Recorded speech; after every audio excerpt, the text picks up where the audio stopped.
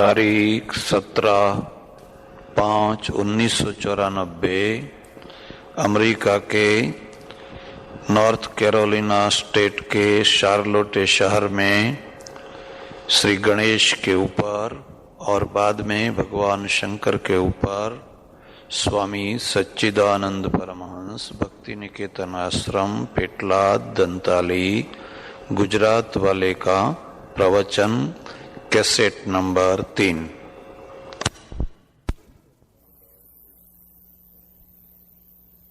ये 8 रोटी उनको पता नहीं कि पेट भर गया है, बस वो जैसे बक्से में डाले ऐसे डालते ही जा रहे हैं। तो उसकी पत्नी कहती बस अब हो गया, आपकी 4 रोटी पूरी हो गई। हाँ हो गई, अच्छा हो गई, पूरी हो गई। क्यों? 1 ट्रैक आदमी है। अब उसको कहना पड़ता है कि अब आप सो जाओ, अब आप ऐसा करो, अब ऐसा करो, ऐसा करो। तो वाचस्पति मिश्र जो है इतना तन्मय था, इतना तन्मय था, इतना तन्मय था, रात के लिखते लिखते लिखते लिखते 12। वो पत्नी भी बड़ी सुशील थी, वो आई और वो जो दिया था वो दिया मध्यम हो गया था, मंद हो गया था, उसको धीरे से आगे किया तो वो प्रकाश बढ़ा। तो प्रकाश बढ़ा तो उसने देखा, प्रकाश बढ़ा तो यूं देखा तो सामने बैठी हुई है। उसके सामने देखकर कह के आप कौन हैं? अब बताइए, आपने कभी पूछा ऐसा? तो उसकी आंख में आंसू आ गए और रोने लगी, आंख में आंसू आ गए। तो फिर उसको होश आया, ख्याल आया, अरे अरे अरे क्यों रोती हो? अरे क्यों रोती हो? क्या दिन बीत रहे हैं और हमारे कोई बच्चा नहीं होगा तो हमारा नाम कैसे रहेगा? सबके घर लड़के हैं और हमारे घर में कोई लड़का नहीं होगा तो हमारा नाम कैसे रहेगा? और तब जाकर उसने कहा देखो ये लड़के वाले सब मर जाएंगे, लड़के वालों से नाम नहीं रहता है। आपको अपनी 4थी पीढ़ी का नाम याद है? 5वीं पीढ़ी का नाम याद है? बहुत बहुत तो 6-7 पीढ़ी तक, लेकिन यहां तो बहुत से लोगों को 3री पीढ़ी का भी पता नहीं है। कहां नाम रहा? उसको पूछो तुम्हारे नाम फलाना, तुम्हारे पिता का नाम फलाना, उसके पिता का नाम कि वो किस में लिखा होगा, वो कंप्यूटर में शायद लिखा हो। अब तो सब कुछ कंप्यूटर को सौंप दिया, कहां नाम रहता है? मैं तुम्हारा नाम अमर करूंगा। देखो इस ग्रंथ का नाम भामती, उसका नाम भामती था, और उस ग्रंथ का ब्रह्मसूत्र के ऊपर, शंकर भाष्य के ऊपर वो टीका लिख रहे, देखो इसका नाम भामती। और जब तक भारत रहेगा तब तक भामती रहेगी। अमर हो गया। क्यों? शैवी बुद्धि है, शैवी बुद्धि है। और शैवी बुद्धि एक ऐसी पराकाष्ठा पर पहुंच जाती है तब जाकर के कोई रामकृष्ण परमहंस बनता है, कोई अरविंद बनता है, कोई रमण महर्षि बनता है, कोई रामदास बनता है, कोई तुकाराम बनता है, कोई नरसी बनता है, कोई हेमचंद्राचार्य बनता है, क्योंकि उसकी शैवी बुद्धि है। और इसलिए हमारे यहां गणेश के 2 रूप हैं। एक प्रकृति ने जो मत्था बनाया था वो प्राकृतिक बुद्धि है, दूसरी शिव ने जो मत्था रखा वो शैवी बुद्धि है।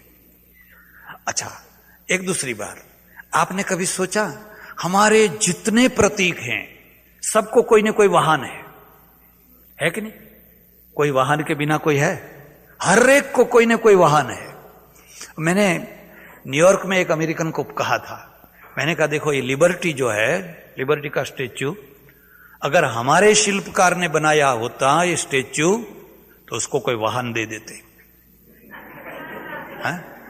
लेकिन अब वो फ्रांस के कलाकार ने बनाया तो अगर हमारे शिल्पकार ने बनाया होता तो 4 हाथ 8 हाथ बना देता। कि डेमोक्रेसी जो है वो डेमोक्रेसी की जितनी एक्टिविटियां हैं उतने हाथ चाहिए। हमारे हाथ क्या है? एक्टिविटियां हैं। तो जितनी एक्टिविटियां, उसके एक हाथ में हमारा बंधारण होना चाहिए, दूसरे हाथ में मशाल होनी चाहिए जलती हुई, तीसरे हाथ में तलवार होनी चाहिए, तलवार के बिना डेमोक्रेसी नहीं रहेगी। चौथे हाथ में तराजू होनी चाहिए, न्याय के बिना डेमोक्रेसी नहीं रहेगी। हम लोग कई हाथ लगा देते और कोई न कोई वाहन बना देते। हमारा कोई प्रतीक बिना वाहन का नहीं है।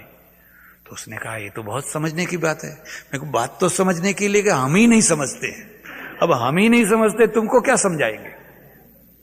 आपके कोई भी प्रतीक को देख लीजिए, कोई प्रतीक बिना वाहन का नहीं है और हर वाहन में एक मैसेज है। आप जानते हैं कि गणेश का वाहन क्या है? चूहा है, मूषक है। कभी सोचा आपने कि इतना बड़ा डिलडॉल, इतना बड़ा पेट, इतना भारी शरीर चूहे पर बैठेगा तो कैसे बैठेगा? चूहे पर बैठ पाएंगे? कभी रियलिटी का हम प्रयत्न ही नहीं करते हैं कि क्या ये पॉसिबल है, क्या ये शक्य है? नहीं, शक्य हो चाहे नहीं, हरी हरी होने दो, आगे होने दो, आगे होने दो। कथा सुन रहे हैं, आगे होने दो, आगे होने दो। मूषक क्या है? तो विवेकात्मिका बुद्धि। वाहन का मतलब होता है जिसके द्वारा प्रगति हो, गति हो, उसका नाम है। भगवान विष्णु का वाहन गरुड़ है। गरुड़े चढ़ी ने वेला आओ जो। जब किसी के ऊपर आपत्ति आती है तो भगवान गरुड़े चढ़ी ने वेला आओ जो। अब बताओ, भगवान को अगर कछुए पर बिठा दिया हो और कहें कि भाई कछुए पर चढ़ के जल्दी जल्दी, आप देखते हैं यहां फोन किया किसी ने पुलिस को कि यहां मर्डर हो रहा है और वो हु करता हुआ आ रहा है, उसको लाल लाइट की पड़ी नहीं है, इधर भी आ करके तीसरी मिनट में आ जाता है। ये गरुड़ है, ये पुलिस के पास में आज का गरुड़ है। अब पुलिस को कहें कि चलो भाई तुम कछुआ लेकर के आओ, तो यहां तो 10 मर्डर हो जाएंगे। हमारे पास में गरुड़ वाहन है। और लक्ष्मी जी का वाहन क्या पता है? उल्लू है, उल्लू। हाँ, बहुत समझ करके रखा गया है। अब सोचिए कि लक्ष्मी और नारायण दोनों पति पत्नी हैं और दोनों कहीं जो है छुट्टियां बिताने के लिए जा रहे हैं? एक गरुड़ पर है, एक उल्लू पे, कैसी मजा आएगा? लक्ष्मी सहन करेगी? तुम तो अच्छी मर्सिडीज ले आए और हमको जो है एम्बेसडर ला दी। नहीं, लक्ष्मी का वाहन उल्लू है। क्यों? मैसेज है। ये मैसेज है तुम्हारे घर में लक्ष्मी आएगी, लेकिन उल्लू पे बैठ के आएगी। और उल्लू को क्या पसंद है? अंधेरा। और जहां घर में पैसा आया नहीं कि आदमी को अंधेरा पसंद लगने लगता है, फिर उसको उजाला अच्छा नहीं लगता है। अंधेरे का मतलब आप समझे? कोई आकर के कहता है आप तो बहुत बड़े आदमी हैं, आप बहुत अच्छा, हाँ आओ आओ, चाय पियो, चाय पियो, चाय पियो, नाश्ता करके जाओ। और कोई आदमी आकर के उसको कहता है देखो संभल के रहना, सावधान रहना, लॉटरी लगी है तो एकदम बेफाम मत हो जाना। ये आदमी अच्छा नहीं, उसको यहां मत आने दो। वो आदमी उसको पसंद नहीं है, उसको अंधेरा पसंद है। पैसा आते ही उसकी बोलने की रीत बदल जाती है, चलने की रीत बदल जाती है, देखने की रीत बदल जाती है, हर चीज बदल जाती है। क्यों? लक्ष्मी आई लेकिन उल्लू पर बैठ करके आई। तो हम लोगों ने बीच में से रास्ता क्या निकाला? अगर लक्ष्मी के साथ में नारायण भी आएंगे तो कोई हर्जा नहीं है, तो उल्लू दबा रहेगा। लेकिन अकेली लक्ष्मी आई तो उल्लू के साथ में आएगी। मैसेज है। यहां गणेश का वाहन क्या है? गणेश का वाहन है मूषक। और मूषक क्या चीज कहता है? बहुत समझने की बात है। मूषक जो है तर्क है, तर्क। कुटकुट कुटकुट काटते ही रहता है, जब देखो तब। मूषक का काम है काटते रहना, जब देखो तब। और तर्क का काम है, और जब तक तर्क नहीं होगा बुद्धि की प्रगति नहीं होगी। आपको कह दिया आप श्रद्धा रखो, तर्क मत करो, तो आप श्रद्धा तो रखेंगे, प्रगति नहीं होगी। फिर चांद, मियां की चांद से चांद होती है ना। राजा ने कहा कि मुझे एक मंत्री चाहिए, इंटरव्यू लेंगे। तो जो भी आया उसको दिन को कह देखो चांद दिख रहा है ना, दिन को। हाँ महाराज दिख रहा है, दिख रहा है, दिख रहा है। सबका इंटरव्यू लिया, सबने कहा दिख रहा है, दिख रहा है, दिख रहा है। सबने सोचा कि राजा के विरुद्ध में क्यों बोले, मंत्री होना है, राजा के विरोध क्यों करे। एक आदमी ऐसा निकला, उसने कहा महाराज चांद वांद कुछ नहीं दिख रहा है। क्यों नहीं दिख रहा है? नहीं दिख रहा है। कहां दिख रहा है? नहीं दिख रहा है। अभी दिन को कहीं चांद होता है? राजा ने कहा इसी को मंत्री बनाओ, यही मंत्री बनने के लायक है, क्योंकि सच्ची बात कहने के योग्य है। और वो लोग तो मैं कहूंगा ऐसा ही हां हां करते रहेंगे तो राज का नाश हो जाएगा। इसलिए हमारे पूर्वजों ने, ऋषियों ने एक मैसेज रखा, अगर बुद्धि की प्रगति करनी है तो तर्क के ऊपर होगी। यहां अमेरिका में एक घर में मैं टिका रहा, तो हुआ ऐसा कि वो पति पत्नी थे, पति मोटेल पे जाते रहे, पत्नी रसोई करती रही, एक 5 बरस की लड़की रही। तो मुझे कहा देखो महाराज ये लड़की आपका दिमाग खा जाएगी, इसमें ओवर एक्टिव है, उसका दिमाग जो है ना ओवर एक्टिव है, पूछती रहती है। उसमें भी जिस दिन वो शक्कर खा लेती है उस दिन ज्यादा ओवर एक्टिव हो जाती है। अरे तो डॉक्टरों ने कहा है कि उसको चीनी मत खिलाना, गुड़ चीनी मत खिलाना। अरे मैंने कहा ये शोध ये खोज तो हमारी है।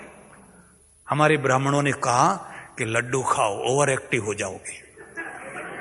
दिमाग को अगर ओवर एक्टिव बनाना है तो लड्डू खाओ, और इसलिए हम लोग लड्डू खाते रहे, ओवर एक्टिव होने लगी।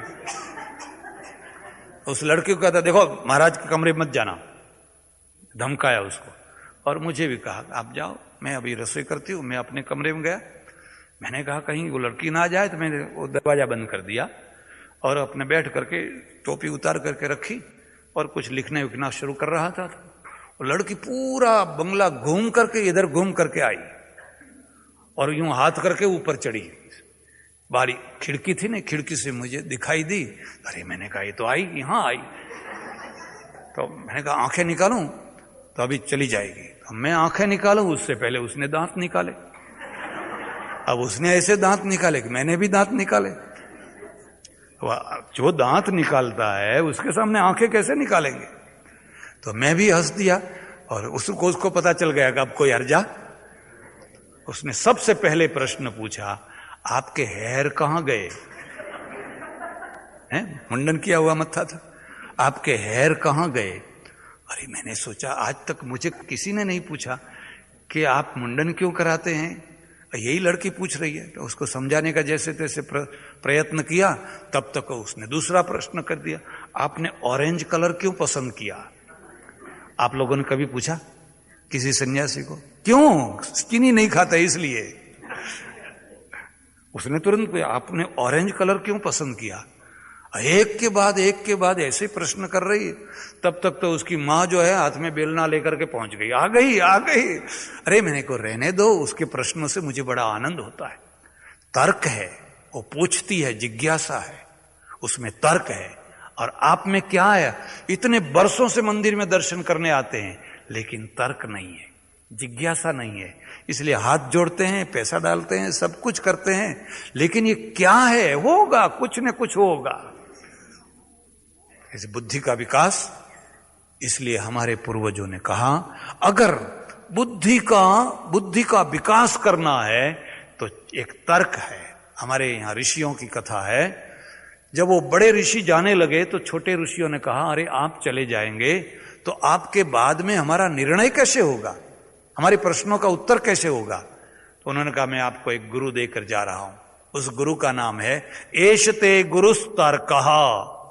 मैं आपको तर्क नाम का गुरु देकर के जा रहा हूं, आप बैठिए, युक्ति से बात करिए, युक्ति ही आपका गुरु है और युक्ति के द्वारा आपको उत्तर मिल जाएगा। ये तर्क है। लेकिन एक बात और करके मैं बात पूरी कर देता हूं। गणेश को भी 2 पत्नियां, एक का नाम रिद्धि और दूसरे का नाम सिद्धि। एक का नाम रिद्धि है, दूसरे का नाम है सिद्धि। क्या मतलब है? रिद्धि जो है अष्ट सिद्धि और नवनिधि, वो जो सिद्धियां है वो 9 है और रिद्धियां है वो 8 है। वो दोनों हाथ में, आपका दोनों हाथ जोड़ के खड़ी है। आपको क्या चाहिए? शर्त इतनी है कि आपके दिमाग में विवेक की जागृति हुई हो तो आप जहां भी जाएंगे, जंगल में जाकर बैठेंगे, जहां भी बैठेंगे, रिद्धि और सिद्धि आपके दोनों साथ में चलती है।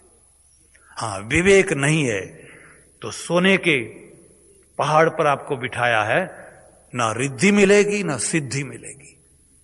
और इसलिए एक दूसरी मान्यता है, खास करके बहनें और कई लोग पुरुष भी कहते हैं महाराज दहनी सूंड वाले जो गणेश है ने वो हमको एक दिला दीजिए, क्यों?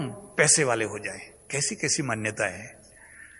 देने वाला शंख चाहिए, देने वाला सूंड वाला गणपति चाहिए। अरे कुछ नहीं है, वो तो आप वो जो शिल्पकार है उसको कह दो तो वो इधर की सूंड की बजाय इधर कर देगा। और देश में देना शंख इतने बनावटी मिलते हैं, जितने चाहे उतने मिलते हैं। लोग ठगते हैं।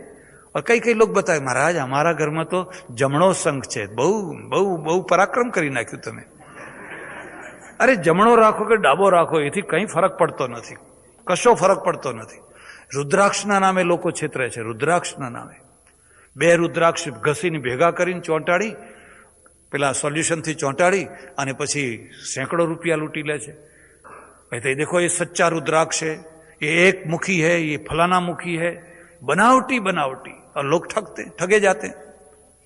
इसका मतलब क्या है? दाहिना हाथ जो है वो दाहिनी सूंड वाला गणपति क्यों अच्छा है? क्योंकि दाहिनी तरफ रिद्धि है, बाएं तरफ सिद्धि है।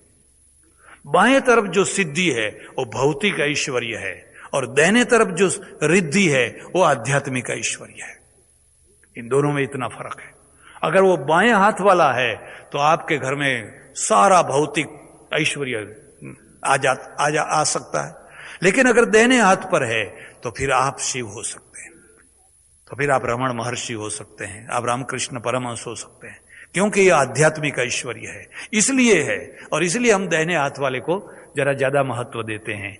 सज्जनों, मेरा ये प्रयत्न रहा कि मैं किसी प्रकार हमारे जो प्रतीक हैं उसमें से एक प्रतीक जो यहां रखा गया है, और प्रायः हमारे सारे हिंदू विधि विधान में सबसे पहले गणपति आते हैं। गणानान्त्वा गणपति गुं हवामहे, तो सबसे पहले उन्हीं की पूजा होती है। तो कम से कम हम ये समझें, हमारे बच्चों को ये समझाएं।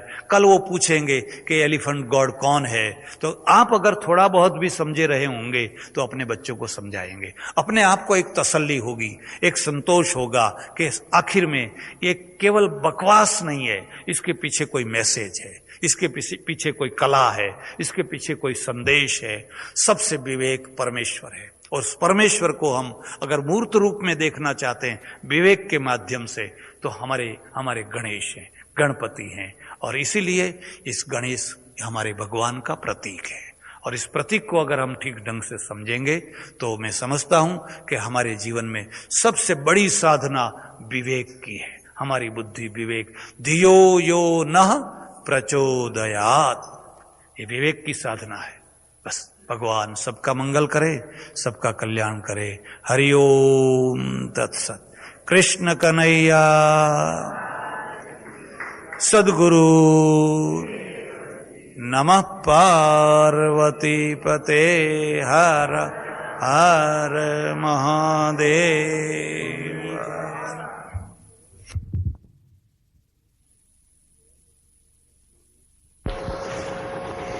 तारीख 18/5/1994 अमेरिका के नॉर्थ कैरोलिना स्टेट के शार्लोट शहर में हिंदू सेंटर में स्वामी सच्चिदानंद परमहंस भक्ति निकेतन आश्रम पेटलाद दंताली वालों का प्रवचन कैसेट नंबर 3।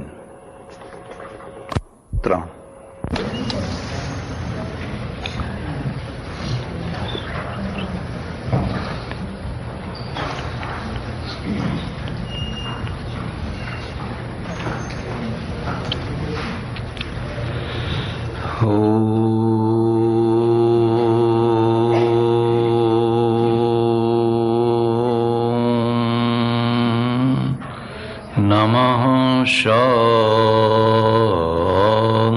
शान्ताय तेजसे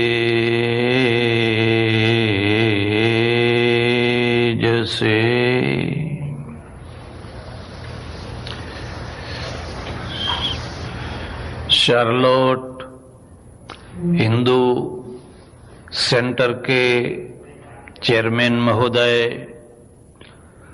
प्रमुख महोदय, उनके सहयोगी सज्जनगण, माताएं और सज्जनगण, एक अपना घर होता है, एक पराया घर होता है, एक किराए का घर होता है, और एक धर्मशाला होती है। मैं इन सब का विवेचन करना नहीं चाहता, लेकिन इन चारों में आदमी को सबसे ज्यादा सुख अपने घर में मिलता है।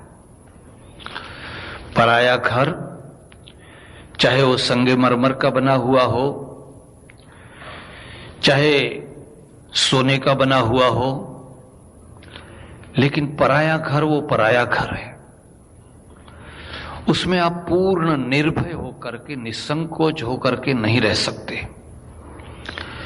भीतर से एक प्रकार का भय रहता है, मेरे से कोई गलती हो गई तो, कहीं कोई बुरा मान गया तो, इसको छूऊं या ना छूऊं, यहां जाऊं या ना जाऊं, इसको देखूं या ना देखूं। एक किराया का घर होता है। किराए के घर में भी एक मुश्किल ये होती है कि उसकी डिजाइन अपनी बनाई हुई नहीं होती है। किसी ने जैसी डिजाइन बना दी, आप रहिए, आप अपनी डिजाइन यहां लागू नहीं कर सकते। लेकिन कभी किराए के घर में भी रहना पड़ता है। एक धर्मशाला होती है। कभी आप यात्रा करने गए, कहीं घूमने फिरने गए, तो कहीं धर्मशाला में टिकना पड़ता है। अमेरिका में शायद कहीं धर्मशाला नहीं है, मोटेल ही मोटेल, जिधर देखो उधर मोटेल ही मोटेल है। और भारत में बहुत धर्मशालाएं हैं, बहुत धर्मशालाएं हैं। कुछ धर्मशालाएं तो ऐसी है कि एक नया पैसा भी न दे करके आप रह सकते हैं, क्योंकि हमारे यहां तीर्थ बहुत है और यहां शायद तीर्थ नहीं है। यहां इतने तीर्थ नहीं, लोग घूमने जाते हैं लेकिन तीर्थ यात्रा के लिए नहीं जाते हैं। हम लोग तीर्थ यात्रा के लिए जाते हैं, तो कभी कभी धर्मशाला में भी टिकना पड़ता है। लेकिन आप कहीं भी जाएं, चाहे स्वर्ग में भी जाएं, मुझे विश्वास है कि आप में से किसी को जल्दी नहीं होगी, है? लेकिन फिर भी जो अपना घर है, वो अपने घर में आदमी को जो शांति मिलती है, सुख मिलता है, और कहीं नहीं मिलता है। गुजराती में एक कहावत है, दुनिया नो छेड़ो घर। दुनिया कहां पूरी होती है? अपने घर में। एक पंछी होता है, सुबह में उड़ता है, दूर दूर तक जाता है पेट के लिए, लेकिन जब शाम होती है तो अपना घोंसला जहां होता है, जहां माला होता है, वहीं आ जाता है और वहीं वो रात बसेरा करता है, वहीं उसको शांति मिलती है। अपना जो घर है उसमें भी कुछ भेद है। पहली बात तो यह है कि आपके घर में कितने कमरे हैं, एक। दूसरी बात है, क्या आप हर कमरे को जानते हैं? कभी कभी लोग ऐसे भी होते हैं कि उनके कई कमरे होते हैं, लेकिन उनको पता ही नहीं होता किस कमरे में क्या रखा है, क्या नहीं रखा है। जैसे हर चीज कंप्यूटर में आजकल रखी जाती है, कोई भी चीज हो कंप्यूटर में से निकाली जाती है, ऐसे घर में भी एक कंप्यूटर होता है। उसको पूछा जाता है फलानी चीज कहां है, उस कमरे में क्या रखा है। मतलब समझे कंप्यूटर का? उनको कुछ पता नहीं है, वो तो कहो पूछते कहो वो चीज कहां है। और एक कंप्यूटर ऐसा होता है, उसको हर चीज का पता होता है, कौन सी चीज कहां रखी हुई है, किस जगह पर रखी हुई है।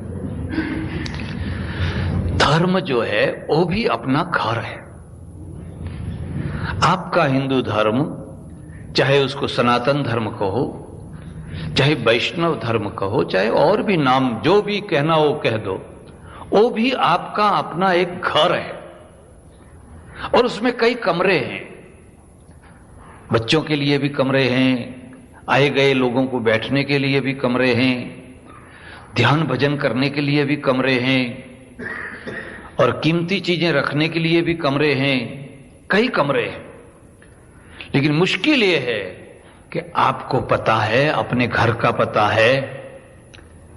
आप 60 बरस के हुए, 70 बरस के हुए, 80 बरस के हुए, आपको अपने घर का पता है, हर कमरे का पता है कहीं ऐसा तो नहीं है कि आप 80 बरस के हो गए हैं लेकिन अभी चिल्ड्रन के कमरे में घूम रहे हैं। वो बच्चों के लिए जो कमरा बना है वहीं पर चक्कर लगा रहे हैं और भीतर में कई कमरे हैं, जाकर के देखो। और इसलिए हम लोगों का कहना है कि पहले अपने घर को जानो। अगर अपने खुद के घर को नहीं जानोगे और दुनिया भर को जान लोगे तो ऐसा होगा कि हम अपने आप को तो कुछ जानते नहीं हैं। मैं आपको क्या कहना चाहता हूं, आपका धर्म, आपका कल्चर, आपका अपना घर है और उस घर में जो रखी हुई चीज है उस चीज को जानना घर को जानना है। प्रसंग के अनुरूप कल मैंने कहा ये गणेश भगवान यहां बिठाए हैं। आपका बच्चा आपको पूछेगा कि एलिफेंट गॉड क्या है, तो आप जो है वो कंप्यूटर की तरह देखेंगे और कंप्यूटर जो है वो जमीन में देखेगा, पता ही नहीं है कि क्या है। और तब जो बच्चा है वो कहेगा डैडी मैं मंदिर नहीं आऊंगा, मुझे मंदिर में अच्छा नहीं लगता है।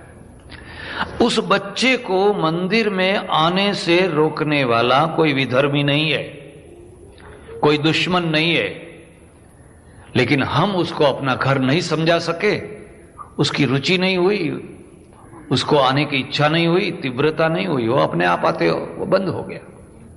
अगर उसको समझाया जाता कि गणेश का मतलब ये है तो शायद उसके दिमाग में जो प्रश्न है, शंकाएं हैं, उसका समाधान हो जाता तो उसको रस पड़ता। अपने घर को जानो। आज मैं आपके सामने भगवान शिव के बारे में कुछ कहना चाहता हूं कि यहां भी भगवान शंकर की प्रतिमा है और हमारे देश में तो बहुत जगह पर भगवान शंकर का मंदिर होता है। बल्कि यूं कहें कैलाश से लेकर के रामेश्वरम तक, कन्याकुमारी तक, पूरे भारत में आप कहीं भी जाएं, ओम नमः शिवाय, ओम नमः शिवाय, ओम नमः शिवाय, हर जगह पर आपको शिव का मंदिर मिलेगा। लेकिन शिव के मंदिर में कितने मैसेज हैं, कितने प्रतीक हैं, क्या क्या चीजें हैं, कभी आपने सोचा ये क्या है इसका मतलब? पहली बात तो आपको मैं कहता हूं, आप किसी भी मंदिर में जाइए, किसी भी चर्च में जाइए, किसी भी मस्जिद में जाइए, हर जगह आपको एक समान बात मिलेगी। और वो क्या है, यूं होते होते होते एरो जो है ऊपर गया हुआ है, वो चर्च का भी एरो ऊपर गया हुआ है, मंदिर भी जो है ऐसे होते होते होते ऊपर गया है, और मस्जिद के जो मीनारे हैं वो भी ऐसे होते होते ऊपर गए हुए हैं। चाहे जैन मंदिर हो, चाहे बौद्धों का हो, चाहे कोई भी हो, हर मंदिर में, हर धर्म स्थान में आप एक चीज पाएंगे कि पहले वो बड़ा है, फिर छोटा होता होता होता होता यूं ऊपर चला गया है। क्या मैसेज है उसमें से, क्या प्रेरणा क्या मिलती है? प्रेरणा ये मिलती है, यहां आप आए हैं ऊर्ध्वग्रेता होने के लिए, ऊर्ध्वगामी होने के लिए। जीवन एक ऐसा है, चाहे तो आप नीचे जा सकते हैं, चाहे तो आप ऊपर जा सकते हैं। पानी को जब नीचे जाना होता है मोटर नहीं लगानी पड़ती है, पानी अपने आप नीचे जाता है। लेकिन पानी को जब ऊपर चढ़ना होता है तो मोटर लगानी पड़ती है, पंप लगाना पड़ता है। आदमी की भी यही हालत है। आदमी को अगर नीचे जाना है कोई मोटर लगाने की जरूरत नहीं है, अपने आप नीचे चले जाओगे। और एक बार नीचे जाना शुरू किया तो अपने आप गति आती जाएगी, इतनी गति आ जाएगी कि फिर रुकना मुश्किल हो जाएगा, क्यों यहां ढलान है, ढाल है, ढलान है। एक बार उसमें गति आ गई फिर रोकना रुकना बहुत कठिन हो जाएगा। उसमें अपने आप हमारे एक सज्जन है, हुआ ऐसा कि बड़ी हिल पर वो रहते हैं यहां अमेरिका में, और उनकी गाड़ी कार वो ला रहे थे, ब्रेक फेल हो गई, ब्रेक फेल हो गई। आप मानिए कि आपकी कार में सब कुछ अच्छा है लेकिन ब्रेक नहीं है, क्या परिणाम होगा? सब कुछ अच्छा है, बहुत अच्छा है, लेकिन सिर्फ एक ब्रेक नहीं है, तो उसका परिणाम क्या होगा? विनाश होगा। आदमी है, प्रजा है, समाज है, सब कुछ ठीक है, लेकिन ब्रेक नहीं है, ब्रेक नहीं है। मैं उत्तर गुजरात में एक महात्मा की समाधि के निमित्त गया था। बड़े अच्छे महात्मा थे, हमारे प्रेमी थे, और मैं खास गया था। बहुत से लोग आए थे। मेरे पास में कोई कार नहीं थी, तो लौटते समय 2-3 कारों वाले तैयार हो गए। वो कहे मेरी गाड़ी में बैठो, वो कहे मेरी गाड़ी में बैठो। एक गाड़ी बुढ़े लोगों की थी और एक जुआन लोगों की थी। युवान जो थे उनकी इच्छा थी कि हमारी गाड़ी में बैठिए, और बुढ़े जो थे उनकी इच्छा थी कि हमारी गाड़ी में बैठिए, सत्संग करना है, चर्चा करनी है। तो मैंने कहा भाई मुझे जाने की जल्दी है। तो बुढ़े लोगों ने कहा कि हमारी कार जो है 60 किलोमीटर से ज्यादा चलती, और वो जो जुआन लोग थे उन्होंने कहा हमारी कार जो है 90 से नीचे चलती नहीं है। तो मैंने कहा चलो 90 में ही बैठे। तो मैं उसमें बैठ गया। सब जुआन थे और सब के सब बनिए थे। ख्याल आया? सब के सब बनिए थे। तो थोड़ा चले, एक आदमी ने मुझे कहा कि महाराज आजकल तो सबसे अच्छा धर्म जो है वो रजनीश जी का है। मैंने कहा बताओ भाई क्या है उसमें? कहते ये सब बातें जाने दीजिए, अच्छे से अच्छा धर्म जो है वो रजनीश जी का है। तो मैंने कहा क्या है, मुझे भी कुछ समझाओ, मुझे भी कुछ बताओ क्या है उसमें। उन्होंने कहा उनकी पहली बात है जिंदगी में कंट्रोल छोड़ दो, बहने दो, बहो, बहते रहो, बहते रहो, बहते रहो। जितने नियंत्रण करोगे उतने ही ज्यादा दुखी हो जाओगे, फ्री हो जाओ। तो मैंने कहा अच्छा ऐसी बात है? कहा हाँ। तो मैंने कहा एक बात मैं आपको बताऊं, आपकी गाड़ी में ब्रेक है या नहीं है? तो कहे है। मैंने कहा फ्री हो जाओ, लेकिन मुझे उतर जाने दो। पहले मैं उतर जाऊं, फिर वो ब्रेक को फ्री कर दो। कि नहीं महाराज ब्रेक कैसे फ्री की जा सकती है? तो मैंने कहा देखो साइकिल को ब्रेक चाहिए, स्कूटर को ब्रेक चाहिए, कार को ब्रेक चाहिए, ट्रेन को ब्रेक चाहिए, प्लेन को ब्रेक चाहिए। जैसे जैसे गति बढ़ेगी वैसे वैसे सॉलिड ब्रेक चाहिए। अगर गति नहीं है तो ब्रेक की कोई जरूरत नहीं है, लेकिन अगर गति है हर गति को ब्रेक की जरूरत रहती है। एक दूसरी बात, जो शाने लोग हैं, समझदार हैं, उनको समझाने में तकलीफ नहीं होती है, और जो मूर्ख हैं उनको समझाने का प्रयत्न करने का कोई मतलब ही नहीं है। मूर्ख हृदय न चेत, जो गुरु मिलई बिरंची सम, तुलसीदास। ऊपर से अगर ब्रह्मा भी आ जाए तो वो उसके हृदय को चेतना नहीं दे सकते, लेकिन फिर भी मूर्ख आदमी को तो दबा करके भी रख सकते हैं। लेकिन भर्तृहरि ने कहा है जो मूर्ख है लेकिन अपने आप को सबसे ज्यादा शाना समझता है, उसको समझाना तो बिल्कुल असंभव है। उसको तो समझा ही नहीं सकते। ये तो बनिए के लड़के थे, समझदार थे। उन्होंने कहा महाराज आपने तो बहुत सही बात की। मैंने उनको कहा देखो हर चीज को ब्रेक की जरूरत है। जहां गति है वहां ब्रेक चाहिए, गति बढ़ती है तो ब्रेक सॉलिड चाहिए।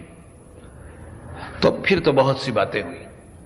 मैं क्या कहना चाहता हूं, इसी प्रकार से हमारे पास में जीवन है, जिंदगी है, तो हमारे मंदिर है, हमारे धर्मस्थान है, और धर्मस्थान में जो भगवान के रूप में रखे गए प्रतीक हैं, उन प्रतीकों में भी बहुत समझने की चीजें।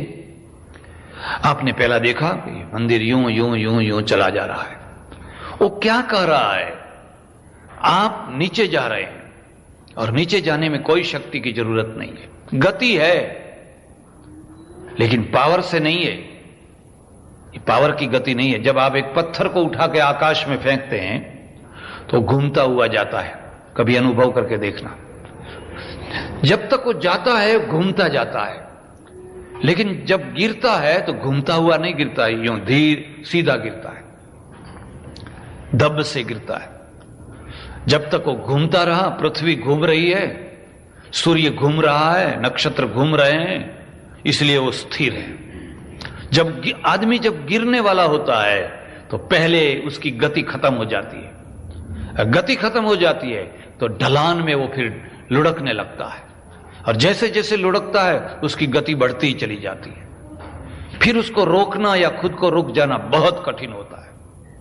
मंदिर जो है पहली प्रेरणा ये देता है, आपको ऊपर जाना है, और ऊपर जाना है तो साधना करनी पड़ेगी, शक्ति लगानी पड़ेगी, कोई मोटर लगानी पड़ेगी। नीचे के लिए कोई मोटर नहीं है। किसी को यह तो नहीं कहना पड़ता है कि भूख लगे तो खा लेना, नींद आवे तो सो जाना, ठंडी लगे तो कुछ ओढ़ लेना, अपने आप लोग ओढ़ लेते हैं। लेकिन लोगों को यह समझाना पड़ता है कि देखो, एक दिन कभी उपवास भी करो, एक दिन कभी ऐसा शिवरात्रि का कभी जागरण भी करो, कभी जन्माष्टमी का फलाना ये भी करो, ये समझाना पड़ता है। इसलिए हमारे यहां जो मंदिर हैं वो यूं जाते, एरो है, एरो ऊपर जाने का, नीचे जाने का नहीं।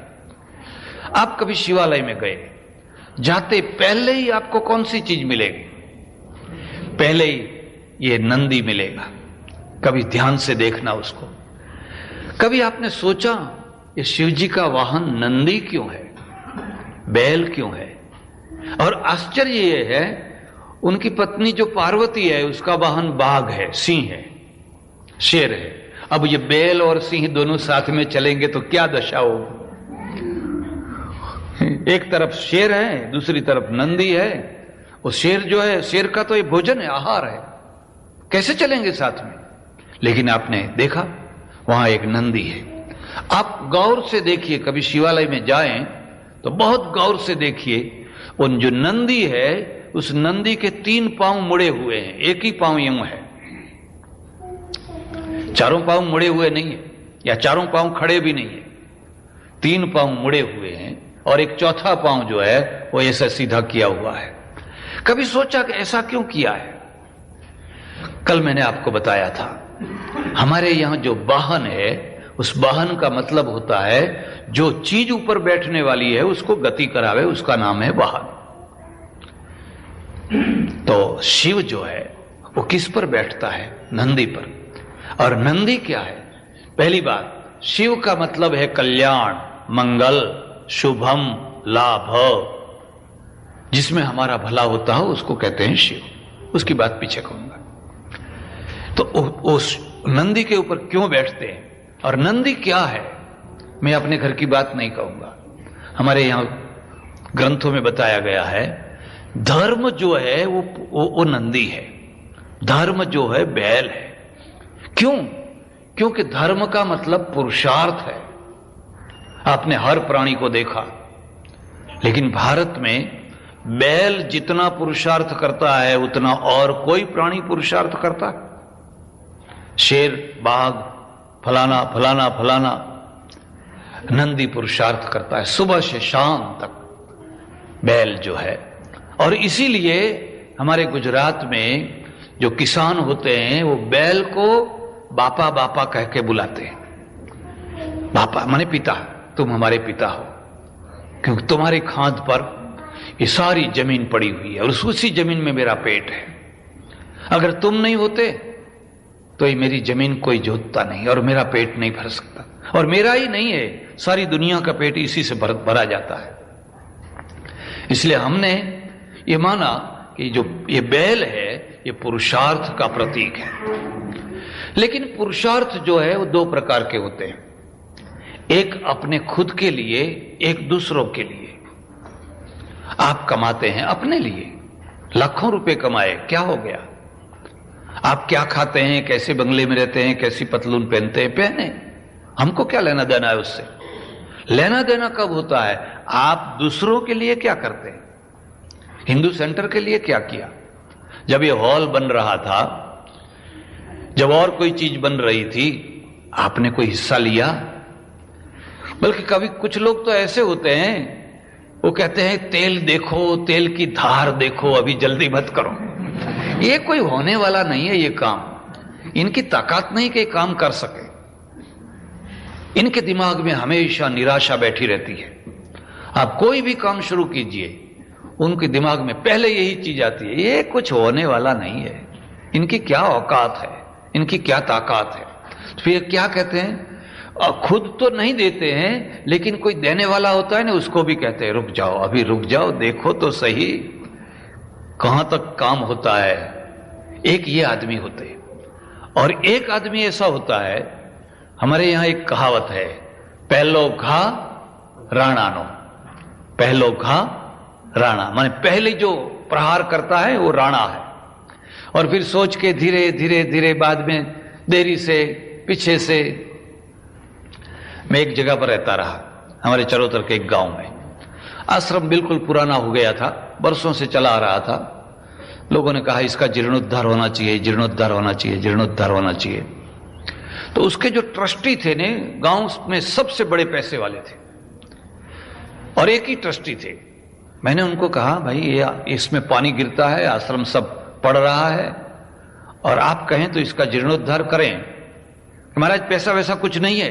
तो मैंने कहा पैसा नहीं चाहिए, आपके पास से पैसा नहीं मांगेंगे हम, तो आप अपने आप करना हो तो करो, जो कुछ करना हो सो। तो मैंने कहा आप ट्रस्टी हैं इसलिए आपको पूछने आए हैं। और फिर तो उसका बड़ा जीर्णोद्धार हुआ, इतना पैसा आया, इतना पैसा आया, मेरे पास में पैसे बच गए। तो बाद में उनको पता चला गया तो बिल्कुल नया हो गया। एक दिन आए, वो आकर के कहते हैं महाराज हमारे 11,000 रुपये लिख लीजिए। मैंने कहा नहीं, 1,000 आपको दे करके आपको 12,000 लौटा देते हैं। जब मैं पहली बार आपके पास में आया तो पैसा नहीं है, पैसा नहीं है, पैसा नहीं है। अब तो मेरे पास पैसे बहुत हो गए, और हम कोई भिखारी थोड़े हैं, तुम्हारे गांव में तुम्हारा काम करने आए, मैं तो काम करके कल चला जाऊंगा, कोई मेरी मिलकत थोड़ी यहां है। तो वो कहते नहीं नहीं महाराज मेरा तो पैसा लेना ही पड़ेगा, लेना ही पड़ेगा। मैं नहीं लेना पड़ेगा। अरे हम साधु हैं, हम कोई भिखारी थोड़े, नहीं लेना पड़ेगा। उसका चेहरा वो छोटा हो गया। उसने देखा ये तो मत्था फिरा हुआ आदमी है, ये कोई मैं कोई सारंगी बजाने वाला थोड़ा हूं कि चलो भाई खमा खमा खमा करके तुम्हारे पास में पैसे मांग। अरे मेरे पास में तो कुछ कितना हो गया है, लोगों ने इतना पैसा दिया बिना मांगे। अब वो जो आरस संगमरमर की जो तख्ती लगाने की थी ने, अब उसमें उसका नाम नहीं आए, और नाम नहीं आए तो हर लोग आदमी कहे देखो ट्रस्टी बना है और कुछ दिया नहीं, और बना है ट्रस्टी और कुछ नहीं दिया, तो उसको तो बड़ी मुश्किल हो गई। वो चले गए, फिर 2-4 आदमियों को भेज महाराज को समझाओ, महाराज को किसी प्रकार समझाओ और मेरा 11,000 रुपये ले लें। फिर तो बढ़ते बढ़ते 25 तक आ गए।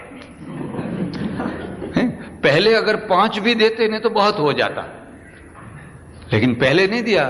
फिर मैंने भी देखा चलो ज्यादा खींचना नहीं चाहिए, अब 11 से 25 हुआ है तो संस्था को ही फायदा होगा, चलो ले लो।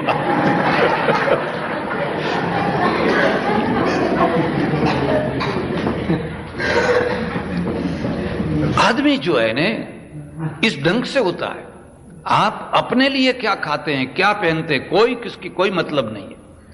आपने समाज के लिए क्या किया, समाज के लिए जो कोई चीज हो रही थी उस समय क्या किया। तो इसीलिए यहां प्रतीक बना दिया बैल का। बैल पुरुषार्थ करता है। अगर आप में से किसी ने भी देश में खेती की हो तो आपको पता होगा, पूरे दिन का थका हुआ बैल बैठा है, लेकिन रात को आप उसको फिर उठा करके कहीं 2 मील 10 मील जाना है, बैलगाड़ी में उसको जोत देते हैं तो वो मना नहीं कहता है, वो चलने लगता है, वो चलने लगता है, वो चलने लगता है। और इसलिए हम ये मानते हैं कि उसका हमारे पर बड़ा एहसान है, बहुत बड़ा एहसान है, और उसी लिए उसके पुरुषार्थ को हमने माना ये परमार्थ का पुरुषार्थ करता है। सिर्फ अपने पेट के लिए, कभी आधा पेट रह जाता है, कभी उसका घर वाला उसको पानी पिलाना भूल जाता है, फिर भी वो काम करता रहता है। उसी को प्रतीक बना करके हमने कल्याण का वाहन बना दिया। कल्याण कौन कर सकता है, शिव कौन कर सकता है। उसको समय पर पानी न दिया गया तो भी वो काम करता है, भोजन नहीं दिया गया तो भी वो काम करता है। जब भी कहीं भी कोई संस्था बनती है, वो कोई न कोई ऐसा 1-2 आदमी 1-2 ऐसे होते ही हैं, उनके द्वारा ये संस्था होती है। और कभी ऐसा भी होता है कि जब पूरा तैयार हो गया और फोटोग्राफ लेने के हुए तो जिन्होंने कभी कुछ नहीं आगे आके खड़े हो जाते। और वो तो कहीं काम करता है, उसको तो आगे आने की कोई इच्छा ही नहीं है, उसको पकड़ के लाना पड़ता है, चलो चलो तुम्हारा एक पिक्चर लेना है, अगर नहीं तुम ले लो, अपने क्या करना है। वो तो काम करता है, क्यों? परमार्थ है, वही आदमी काम कर सकता है, वही समाज का पुरुषार्थ होता है। इसलिए हमारे पूर्वजों ने ये नंदी को वाहन बना दिया और किसी को नहीं। ये परमार्थ है, ये धर्म है, और दूसरों के लिए जिंदगी भर वो मेहनत करता रहता है।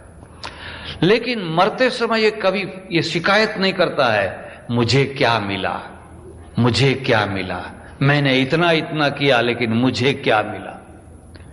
हम लोग ऐसे हैं, हम लोग हमेशा शिकायत करते रहते हैं, अरे मैंने सब कुछ किया लेकिन मुझे क्या मिला। आपको क्या चाहिए बताओ? 2-4 ईंटें चाहिए तो ले जाओ। अरे कुछ नहीं चाहिए, यही काम है।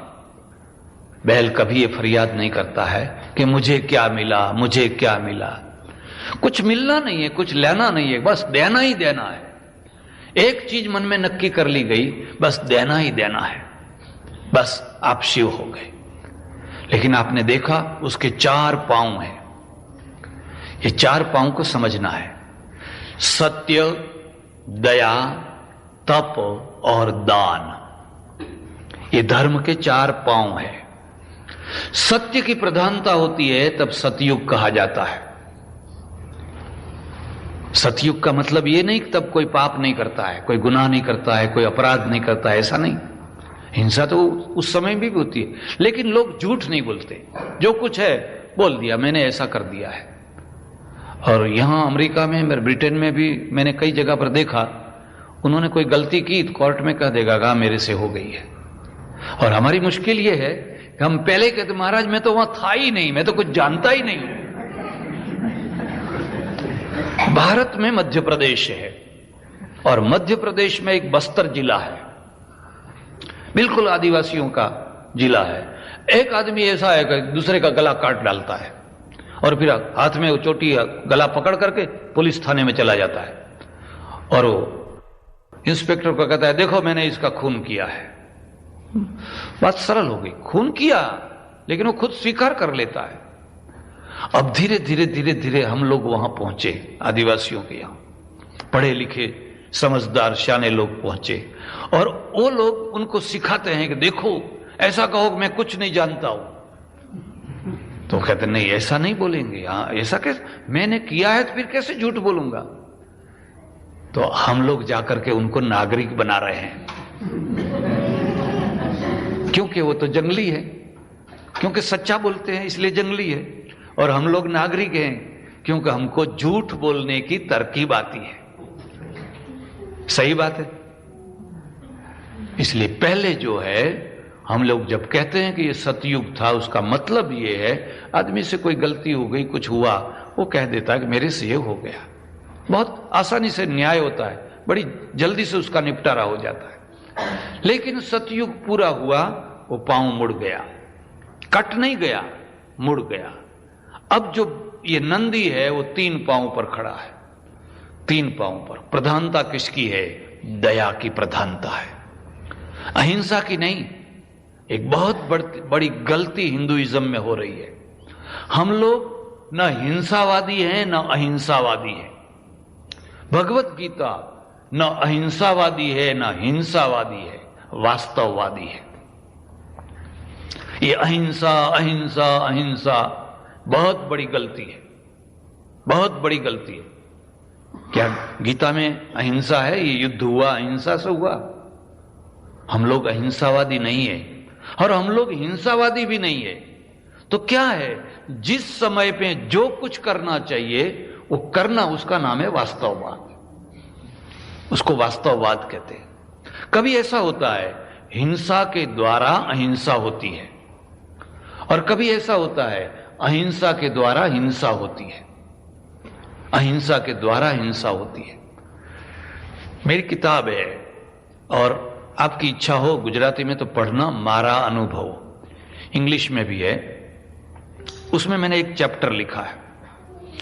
1962 चाइना ने एकदम हमारे ऊपर अटैक कर दिया और हम इतने बेखबर या इतने बुद्धू थे कि छोटी लड़ाई को भी हम सहन नहीं कर सके और भागते हुए ठेठ बमदीला तक चले आए। असम में, नेफा में बिल्कुल करारी हार, बेइज्जती हो जाए इतनी हार। तो मैं बहुत दुखी था, बड़ा दुखी था। मैं ट्रेन में दिल्ली जा रहा था और स्लीपिंग कार थी। तो सुबह हुई, शायद लखनऊ या कानपुर आया और हम लोग थे। तो देखा तो मेरे अलावा और जो 4-5 आदमी है वो सब मिलिट्री के हैं। तो मैंने देखा ये तो सब मिलिट्री के आदमी है। तो ठीक है। अब लखनऊ या कानपुर आया तो उन्होंने चाय मंगाई, 5 कप चाय, 25 पैसे की तब चाय मिलती थी। वो जो बच्चा है ना, चाय चाय चाय चाय, उसने 5 कप चाय दी। और फिर वो 2-3 बार आ गया, बाबूजी पैसे दीजिए, पैसे दीजिए, पैसे दीजिए। तो पैसे नहीं निकाले। जब ट्रेन चालू हुई तो उन्होंने कहा देखो 10 रुपए है, चिल्लर लाओ। पहले चिल्लर, अब 10 रुपए का चिल्लर कहां उसके पास में है। और ट्रेन गति में आ गई तो वो चिल्ला रहा है, बाबूजी पैसे दे दीजिए, पैसे दे दीजिए। और वो 10 रुपए दिखा रहे हैं। तो मैं समझ गया कि इनकी दानत जो है पैसे देने की। मैंने झट से जेब में हाथ डाला, 2 रुपए की नोट निकाली और बच्चे को पकड़ा दी। मैंने कहा जाओ ले जाओ पैसे। तो वो खुश हो गया। तो उन्होंने मुझे कहा अरे महाराज आपने क्यों दे दिए? मैंने कहा कोई बात नहीं, आपके पास में छूटे नहीं थे, अब आपसे ले लेंगे।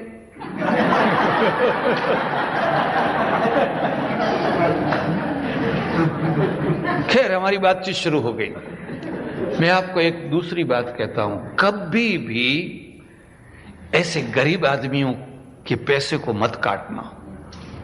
अरे उसी के ऊपर तो उसका जीवन है, 2 रुपए मुश्किल से कमाता है शाम को। उसमें भी 1-2 आदमी ऐसे मिल जाए, कोई पानी पिलाने वाला, कोई चाय वाला, कोई पता नहीं उसकी माँ विधवा होगी, यही शाम को जाकर के चक्की का आटा ले जाकर के खाते होंगे। और इसमें भी आप उसके पैसे काट रहे हैं। होटल वाला थोड़ा मानेगा, वो तो कहते पैसे देने ही पड़ेंगे तुमको। फिर हमारी बातचीत शुरू हो गई। तो उनमें जो बड़ा आदमी था, नायक था, मैंने उनको पूछा कि आप सच सच बताइए, ये जो चाइना के साथ में हमारी लड़ाई हुई उस समय में आप कहां थे? उन्होंने कहा हम तो बिल्कुल ढोला पर थे, ढोला चौकी पर, पहली चौकी पर थे। तो फिर आप लोगों ने ढोला चौकी क्यों छोड़ दी? क्या आपको कारतूस नहीं थे, दारू गोला बारूद नहीं था, क्या मुश्किल थी? तो उसने बड़े गौरव के साथ में कहा महाराज मेरा एक भाई भी साधु है, मेरा एक भाई भी साधु है। मैं जब यहां मिलिट्री में दाखिल हो गया, 1-2 बरस के बाद मैं देश में गया तो वो मिला। उसने कहा अरे तुमने ये क्या किया, अपना पेट फोड़ डालो, ये हिंसा का काम, इसमें तो गोलियां चलानी पड़ेगी, ये हिंसा का काम तुमने स्वीकार कर लिया। अब मिलिट्री में तो एग्रीमेंट होता है, ऐसा नहीं कि जब मर्जी आई तब छोड़ के चल दिए। तो फिर मैंने कहा मैं मिलिट्री में से तो निकल नहीं सकता हूं, तो अब क्या करूं? तो उन्होंने कहा देखो जब भी कभी भी कहीं भी गोलियां चलाने की नौबत आवे तो आकाश में चलानी, किसी आदमी के ऊपर नहीं चलानी। तो मेरे भाई ने मुझे यह उपदेश दिया था और मुझे उपदेश लग गया था। तो हम लोगों ने, वो नायक है तो उसने अपने सिपाहियों को वो यही समझाया। तो जब ढोले पर हमारे अटैक हुआ तो हमने आकाश में गोलियां चलाई। गोलियां, मैंने एक भी आदमी को नहीं मारा। तो मुझे इतना दुख हुआ, इतना दुख हुआ, इतना दुख हुआ। हो मैंने कहा मेरे देश को कितना गुमराह किया गया है। यहां बाहर से दुश्मन बुलाने की जरूरत नहीं है, यहां तो हमारे दिमाग में जो गुमराही है यही बड़ी दुश्मन है। हर जगह पर गुमराह किया गया है। तो मैंने आक्रोश में, आवेश में आकर के कह दिया तुम भी और तुम्हारा भाई भी दोनों नरक में जाओगे। अरे अरे महाराज ऐसा क्यों कर रहे हो? तो मैंने कहा आपने विश्वासघात किया, विश्वासघात बहुत बड़ा पाप है। इस देश की इतनी करोड़ों जनता ने आपको अपनी सुरक्षा के लिए तनख्वाह दी है, वेतन दिया है, और वहां पर चौकी पर आपको बिठाया है कि आप पूरे देश की जनता की रक्षा करेंगे, लेकिन आपने आकाश में गोलियां चलाई। अब वो लोग नीचे चले आए और नीचे आकर के फिर हम सबको मारेंगे, हमारी मिल्कत को, हमारी बहन बेटियों की इज्जत लेंगे। तो आप लोगों ने विश्वासघात किया, बड़ा पाप किया। तो उसने कहा महाराज मुझे भी ऐसा लगता रहा, लेकिन मैं अपने भाई के प्रभाव में आ गया था, अब मैं नहीं समझ पा रहा हूं कि मुझे क्या करना चाहिए। तो मैंने कहा प्रायश्चित करना चाहिए। प्रायश्चित का मतलब जानते हैं? अगर कोई गलती हो गई है तो उसको ठीक करने के लिए अपने आप उसकी सजा भोगना। बताओ, आप बताओ मैं क्या प्रायश्चित करूं? मैंने कहा जब कभी दूसरी बार लड़ाई हो और आप अगर फ्रंट पर हो और गोलियां चलानी पड़े, तो अगल बगल के लोग जितने आदमियों को मारे उससे 4 गुने आदमियों को आप मारना, आपका पाप मिट जाएगा। मारने से? मैंने कहा हाँ, मारने से। एक हमारे जैन साधु है, मैंने उनको ये बात सुनाई। मैंने कहा देखो ऐसा ऐसा हुआ, और मैंने उनको 4 गुने आदमियों को मारने के लिए कहा।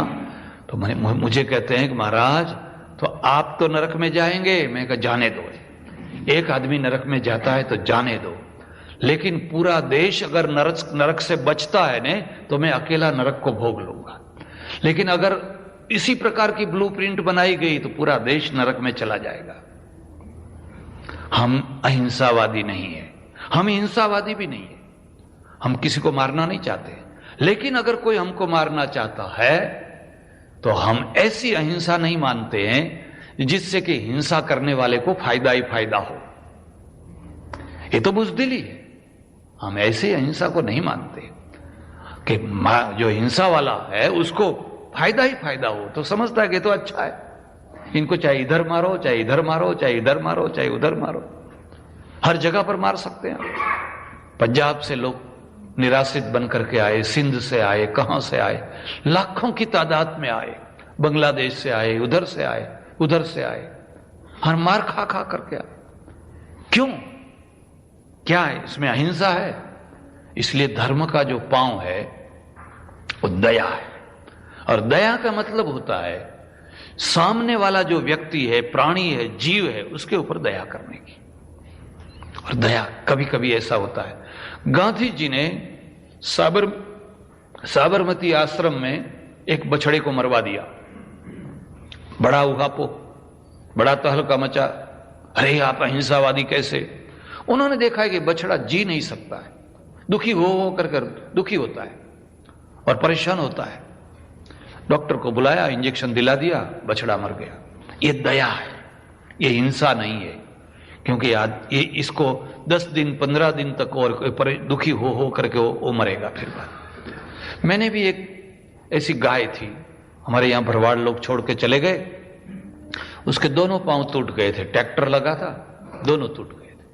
अब बेचारी पड़ी रहे, हम लोग उसको पानी डालें, घास डालें, रात को जो है सियाल आ जाए, कुत्ते आ जाए, उसको नोचना शुरू कर दें, और रात को कौन उसके पास में बैठे? तो बड़ी दुखी होने लगी। फिर डॉक्टर को बुलाया, मैंने कहा किसी भी ढंग से ये ठीक हो सकती है? कहते नहीं हो सकती है, ये 10-15 दिन तक ये दुखी हो करके आखिर में मरेगी, और ये कुत्ते, कौए, ये गीद, ये फलाने इनको दुखी करेंगे। मैंने कहा इंजेक्शन दे दो उसको। इंजेक्शन दिला दिया। अब जो ये इंजेक्शन है ये दया है, ये हिंसा नहीं है, ये अहिंसा भी नहीं है, ये दया है। और ये चीज हमारे यहां नहीं है। यहां क्या है? यहां मारना पाप नहीं है, किसी को दुखी रिबाना यही पाप है।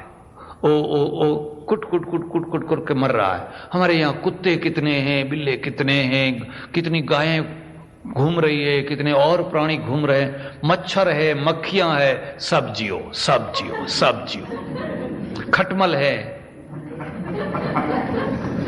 ऐसे भी लोग हैं देश में जो अपने खटिया में पड़े हुए खटमलों को आदमी किराया का रखते हैं। किराए का आदमी, तुमको 8 घंटा सोना पड़ेगा, उसको पैसे चाहिए, सोएंगे क्यों? वो खटमलों को भोजन देना है, खटमलों को भोजन देना है, तो उसको खटिए पर सुला देते हैं। वो खटमल उसको काटते हैं, अरे तुम सो जाओ ने, तुम क्यों नहीं सोते हो? धर्म को समझिए। हम इसलिए हमारे यहां कहा दया जो है ये धर्म है, और दया अलग चीज है। कभी हिंसा से भी दया होती है, कभी अहिंसा से भी होती है। एक डाकू था, बड़ा जल्ला, जिंदगी भर वो चोरी करता रहा, डाका डालता रहा, आदमियों को कुत्ते की तरह मारता रहा, बहुत पाप किए। फिर एक संत मिल गए, महात्मा मिल गए, और उनको बड़ा पश्चाताप हुआ, अरे मैंने क्या कर दिया, मुझसे क्या हो गया। तो महात्मा ने कहा, देखो अब तुम इस जिंदगी को छोड़ दो, नई जिंदगी स्वीकार कर लो। जाओ, मैं तुमको ध्वजा देता हूं, काले रंग की ध्वजा है, अपने डंडे में लगा करके पूरे तीर्थों में घूमो, भगवान का नाम लेते हुए घूमो। जहां तुम्हारी ध्वजा सफेद हो जाए बस समझ लेना तुम्हारे सब पाप धुल गए। वो 68 तीर्थ घूमता रहा, कहीं ध्वजा सफेद नहीं हुई, काली की काली। हरिद्वार गया, काशी गया, रामेश्वरम गया, फलाने गया, हर जगह गया, हर नदी में उसको ध्वजा को नलाया, लेकिन काली की काली। निराश हो गया, क्या करूं, मेरे इतने पाप हैं कि ध्वजा काली सफेद नहीं हो रही है।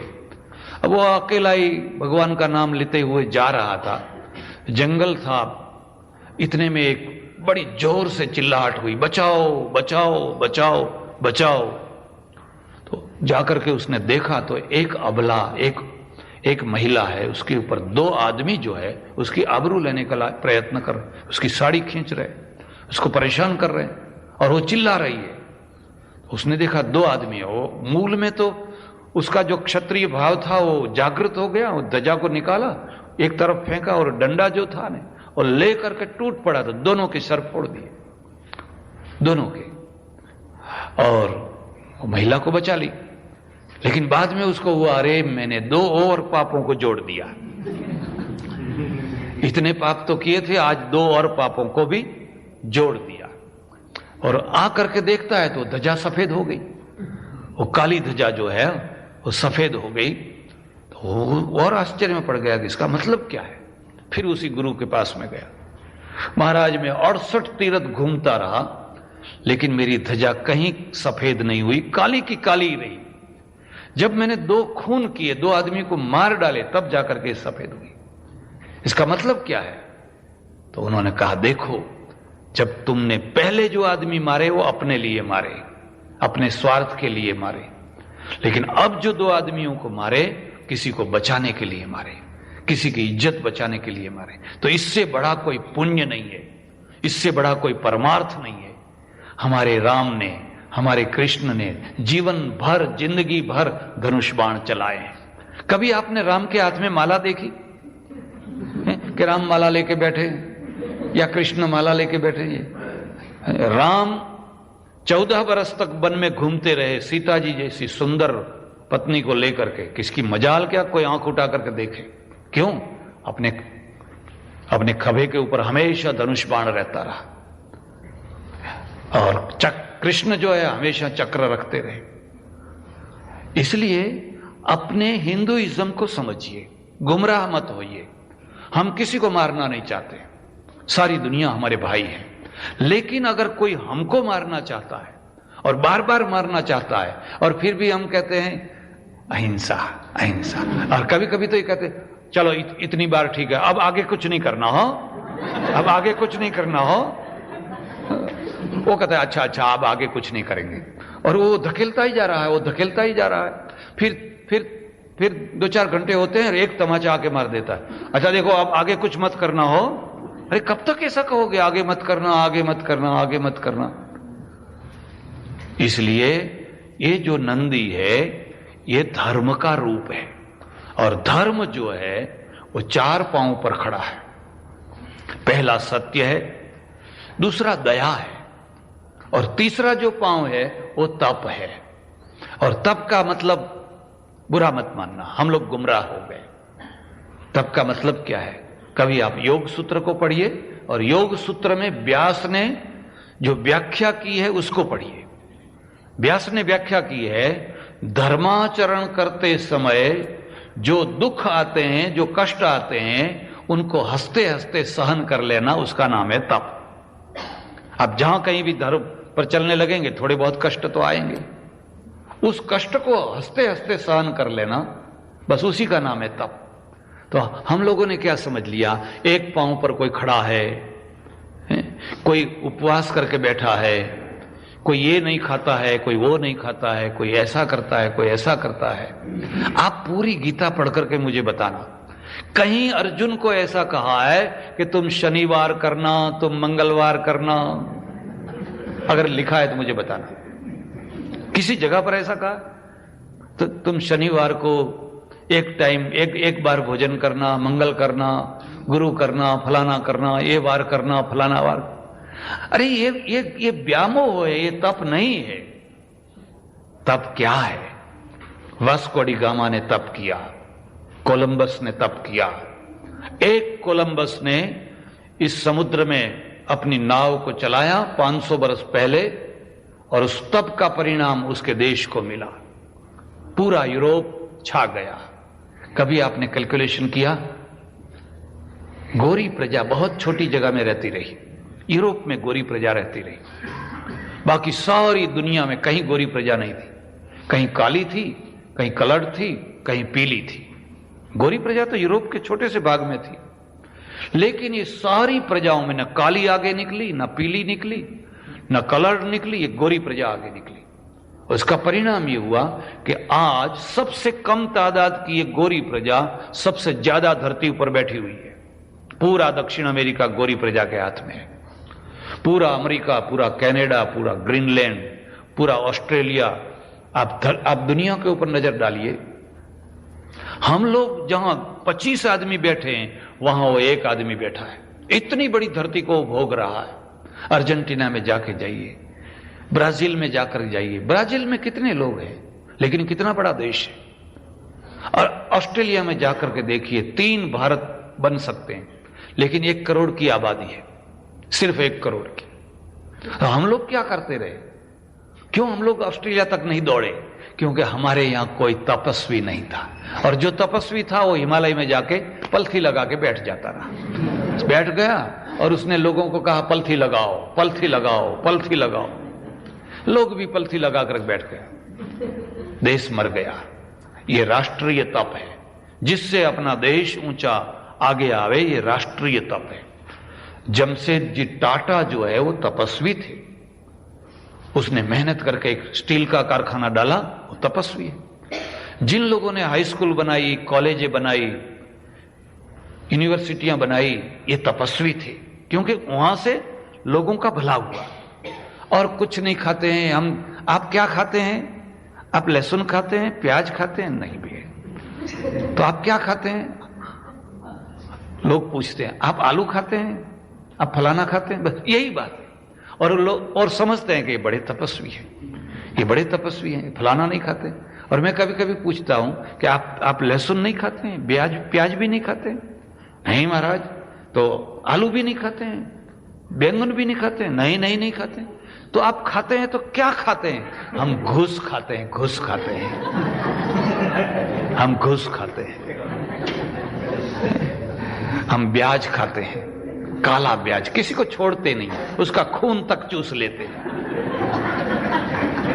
अब सोचिए कि लहसुन खाने वाला अच्छा है कि घूस खाने वाला अच्छा है? इन दोनों में से कौन अच्छा है?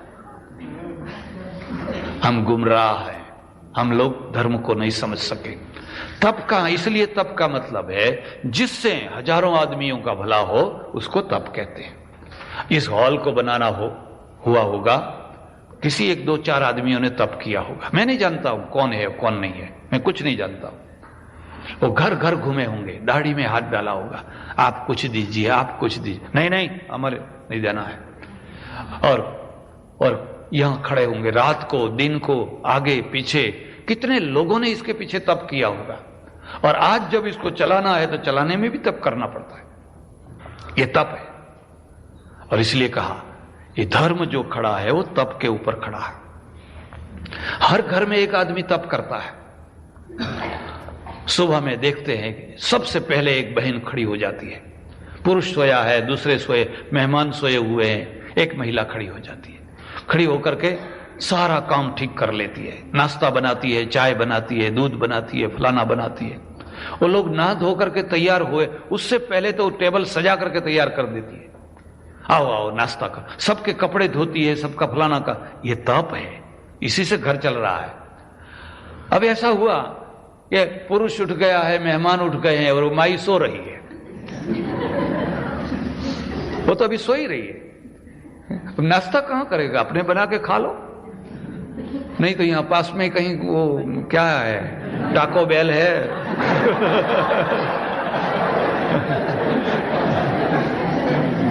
चाहे ब्रेड ले आओ, चाहे कुछ ले आओ, घर में कोई तपस्वी नहीं है। ये तप है, मां तप करती है तब बच्चा बड़ा होता है।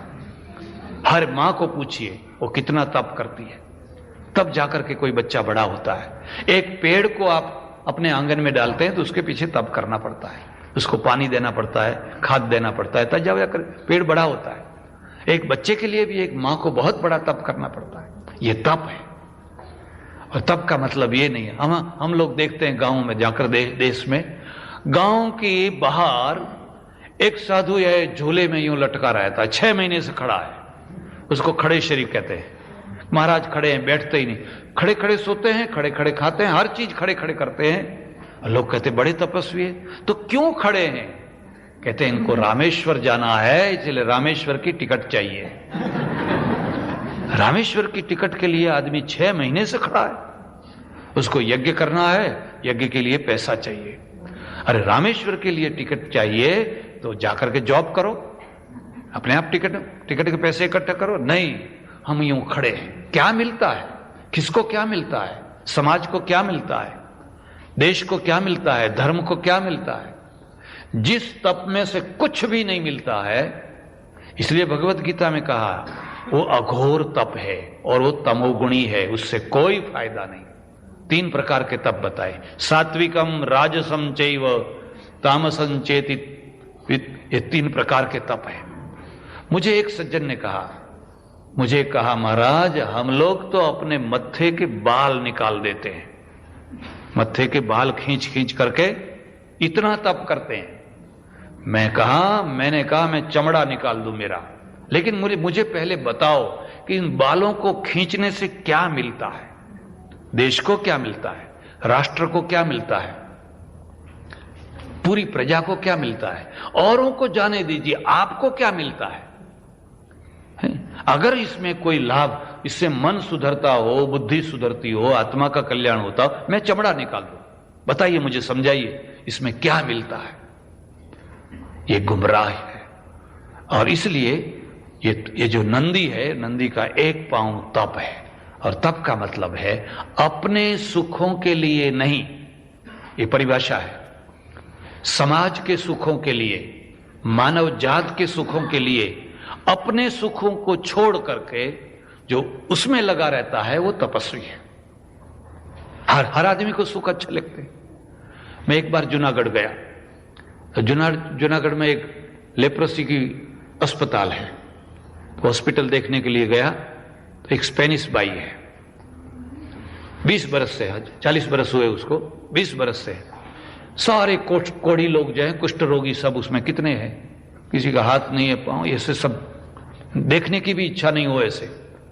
तो मैंने कहा आप कितने बरस से यहां है? मुझे कहा 20 बरस से। जब वो 20 बरस की थी तब आई थी, और आज 40 बरस की हुई है। 20 बरस से अकेली, कोई कंपनी नहीं, कोई उसका फ्रेंड नहीं, कोई उसका परिवार नहीं, इन कोड़ियों के बीच में वो काम कर रही है। तो मैंने कहा कम से कम इनको जो मलम लगाना या और कोई, तो वो तो सब नर्सें काम करती होगी। तो उन्होंने कहा नर्सें हैं, लेकिन इनके शरीर को कोई नहीं छूता है, मैं अपने आप करती हूं। क्यों नहीं छूते हैं? तो कहते उनको डर है कहीं हमको ना लग जाए, उनका रोग हमको ना लग जाए, कोई नहीं छूता है, तो मैं अकेली करती हूं सबके मलम को यूं हाथ से। तो आपको नहीं लग गया? मुझे कहा देखो नहीं लगा है।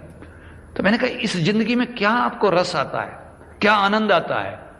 उन्होंने कहा मेरे भगवान ने मुझे यही उपासना दी है, मेरे भगवान ने यही कहा है जाकर के रोगियों की सेवा करो, रोगियों की सेवा करो, यही मेरी उपासना है।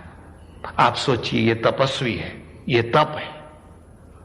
मदर टेरेसा तप करती है, ये लोग तप करते हैं। और हम लोग क्या करते हैं? हम लोग अपना मालपुआ है, कभी दूध पाक है, कभी लड्डू है, कभी ये है, लोगों का कल्याण करते हैं, लोगों के घर जाकर के उनका उद्धार करते हैं, उनका कल्याण करते हैं। गुमराह क्यों होते हैं? क्यों हम लोग गुमराह हुए हैं? क्योंकि तप को नहीं समझ सके और लोग प्रभावित होते हैं। मैं ज्यादा चर्चा नहीं करूंगा। और चौथा जो पांव है, उस चौथे पांव का नाम है दान। तीनों पांव मुड़ गए, सत्य मुड़ गया, दया मुड़ गई, तप भी मुड़ गया, तीनों युग पूरे हो गए। अब एक पांव है जो दान है, इसलिए लिखा है दानम एकम कलौ युगे, दानम एकम कलौ युगे। आज मैं किसी को कहूं कि तप करो तो कि महाराज ये काम नहीं है। आज मैं किसी को कहूं कि सच्चा बोलो, तो यहां तो फिर भी सच्चा बोल सकते हैं, लेकिन देश में आकर के सच्चा बोलना हो तो सत्यमेव जयते, लेकिन कहां सत्य कैसे बोले? सत्य बोलने का कोई चांस ही नहीं है। इसलिए एक दान है, और दान हिंदू प्रजा जितना दान देती है, दुनिया की कोई प्रजा इतना दान नहीं देती है।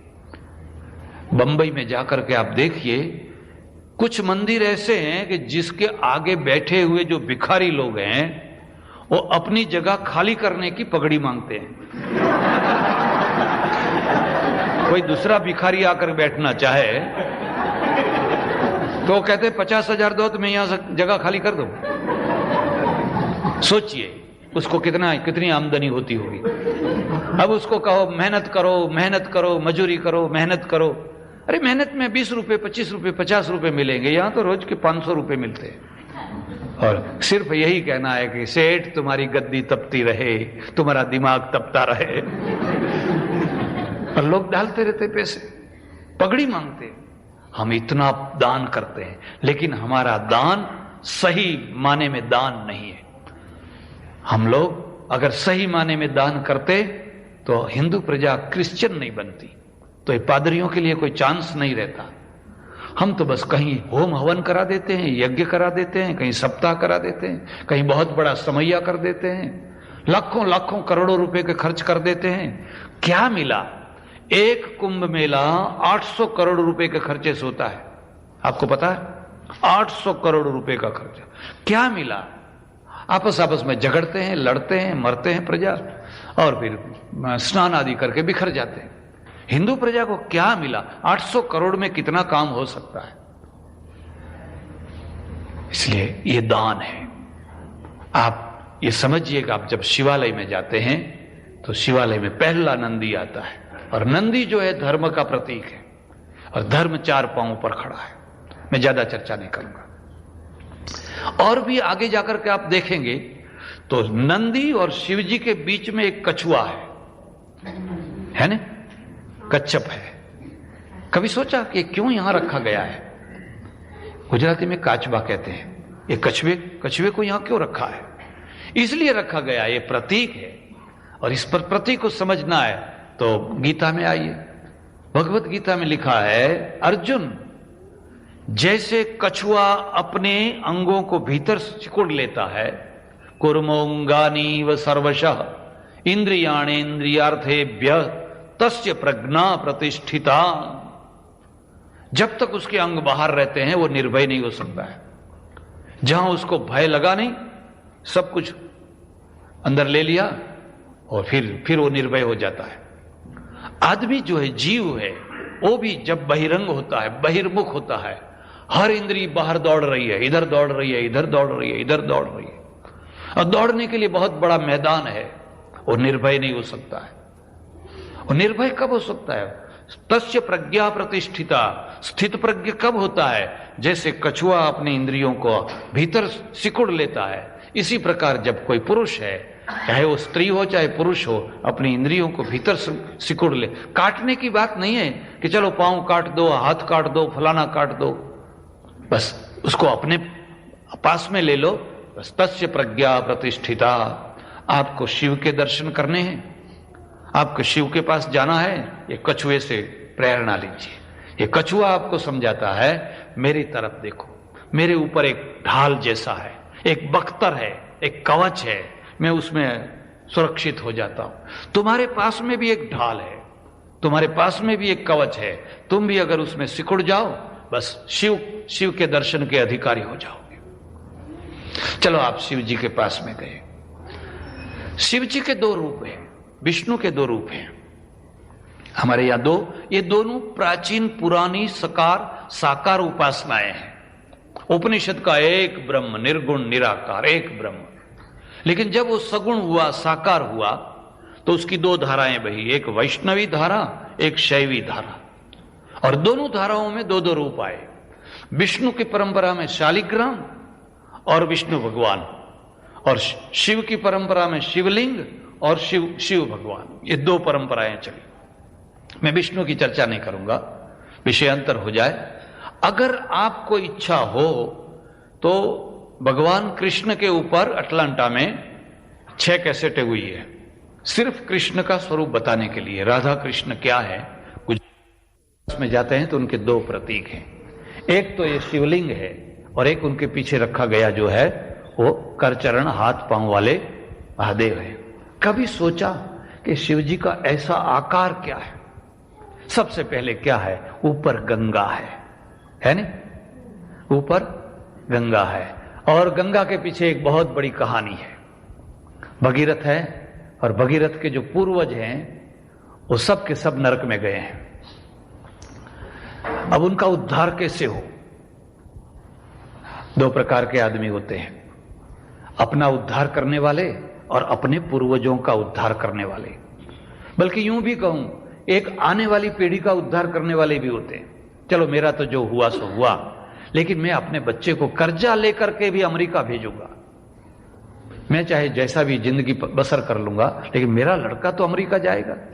आने वाली पीढ़ी का उद्धार करने वाला, एक खुद का उद्धार करने वाला, एक अपने पूर्वजों का उद्धार करने वाला। पूर्वजों का क्या मतलब है?